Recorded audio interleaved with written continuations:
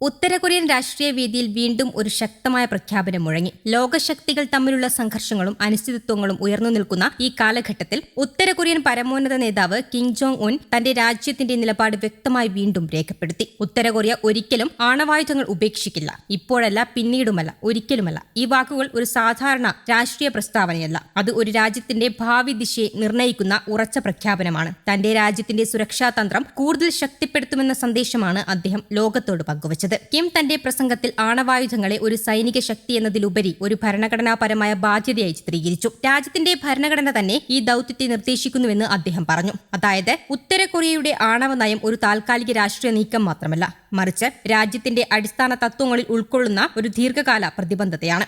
സ്വയം ആണവ പ്രതിരോധം വികസിക്കുകയും മുന്നോട്ട് കൊണ്ടുപോകുകയും ചെയ്യും എന്ന കിമ്മിന്റെ വാക്കുകൾ ഈ നിലപാടിന്റെ ഗൗരവം കൂടുതൽ വ്യക്തമാക്കുന്നു. ലോകരാഷ്ട്രീയത്തിൽ ഈ പ്രസ്താവന ഉയർത്തുന്ന തരംഗങ്ങൾ ചെറുതല്ല.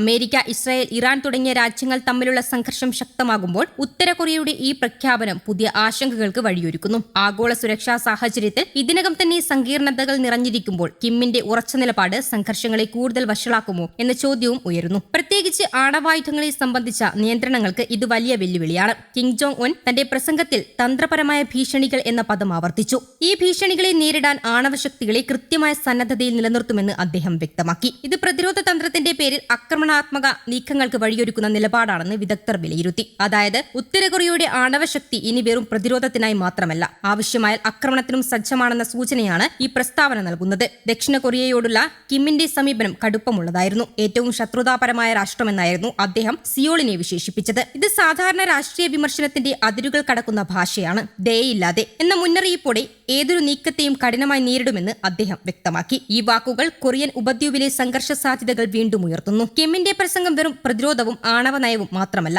സമ്പദ് വ്യവസ്ഥയും വിദേശ നയവും ഉൾക്കൊള്ളുന്നതായിരുന്നു. രാജ്യത്തിന്റെ സാമ്പത്തിക വികസനം തുടരാൻ ശ്രമിക്കുമെന്ന് അദ്ദേഹം പറഞ്ഞു. എന്നാൽ ആണവശക്തി നിലനിർത്താനുള്ള പ്രതിബദ്ധതയും സാമ്പത്തിക വളർച്ചയും എങ്ങനെ കൈകാര്യം ചെയ്യും എന്നത് ഇപ്പോഴും വ്യക്തമായിട്ടില്ല. അന്താരാഷ്ട്ര ഉപരോധങ്ങൾ തുടരുന്ന സാഹചര്യത്തിൽ ഈ ലക്ഷ്യം എത്രത്തോളം പ്രായോഗികമാണെന്ന ചർച്ചയും നിലനിൽക്കുന്നുണ്ട്. ഇതിനിടയിൽ സോഷ്യൽ മീഡിയയിൽ ഒരു വ്യത്യസ്തമായ ചർച്ചയും സജീവമാണ്. അമേരിക്ക, ഇസ്രായേൽ, ഇറാൻ സംഘർഷത്തിൽ നേരിട്ട് ഇടപെടാത്ത ഉത്തര കൊറിയയെക്കുറിച്ചുള്ള ഫോമോ മീമുകൾ വ്യാപകമായി പ്രചരിക്കുന്നു. ഇത് രാഷ്ട്രീയ സംഭവങ്ങളെ പോലും വിനോദപരമായ രീതിയിൽ കാണുന്ന ഇന്നത്തെ ഡിജിറ്റൽ സംസ്കാരത്തിന്റെ പ്രതിഫലനമാണ്. എന്നാൽ ഈ മീമുകൾക്ക് പിന്നിലെ യാഥാർത്ഥ്യം ഗൗരവമുള്ളതാണ്. ഉത്തര കൊറിയയുടെ നിലപാട് ലോകരാഷ്ട്രീയത്തിൽ ഒരു പ്രധാന ഘടകമായി തുടരുന്നു. അന്താരാഷ്ട്ര സമൂഹം ഇപ്പോൾ ഒരു നിർണായക ചോദ്യത്തിന് മുന്നിലാണ്. ഉത്തര കൊറിയയുടെ ഈ ഉറച്ച നിലപാടിനെ എങ്ങനെ നേരിടും എന്നുള്ളത്. നയതന്ത്ര സംഭാഷണങ്ങൾ വഴിയൊരുക്കുമോ, അതോ കൂടുതൽ ഉപരോധങ്ങളും സമ്മർദ്ദങ്ങളും മാത്രമാണോ മുന്നിലുള്ളത്? കിം ജോങ് ഉന്നിന്റെ പ്രസ്താവനകൾക്ക് പിന്നാലെ ഈ ചോദ്യങ്ങൾക്ക് ഉത്തരം കണ്ടെത്തുന്നത് കൂടുതൽ സങ്കീർണമാകുന്നു. കിമ്മിന്റെ പ്രസംഗം ഒരു കാര്യത്തിൽ വ്യക്തമാണ്: ഉത്തര കൊറിയ തന്റെ ആണവപാതയിൽ നിന്ന് പിന്നോട്ടു പോകാൻ തയ്യാറല്ല. ഈ നിലപാട് വെറും വാക്കുകളല്ല,